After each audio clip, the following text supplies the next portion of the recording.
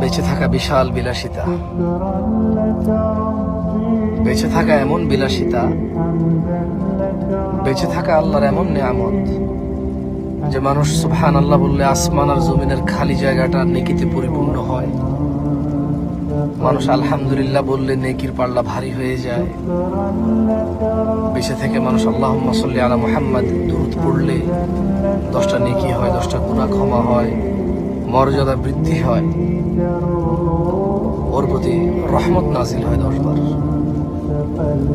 বেঁচে থাকলে ফজরের 2 রাকাত সুন্নত আদায় করলে দুনিয়াতে যা আছে এর চেয়ে বেশি কিছু পাওয়া যায়। বেঁচে থাকলে ফজরে 2, জোহরে 6, মাগরিবে 2, ইশায় 2, মোট 12 রাকাত সুন্নতে মুআক্কাদা পড়লে আল্লাহ সুবহানাহু ওয়া তাআলা জান্নাতে ঘর তৈরি করবে। যে ব্যক্তি প্রতিদিন 12 রাকাত সুন্নত আদায় করবে তার জন্য আল্লাহ একটা করে ঘর নির্মাণ করবে। সুবহানাল্লাহ।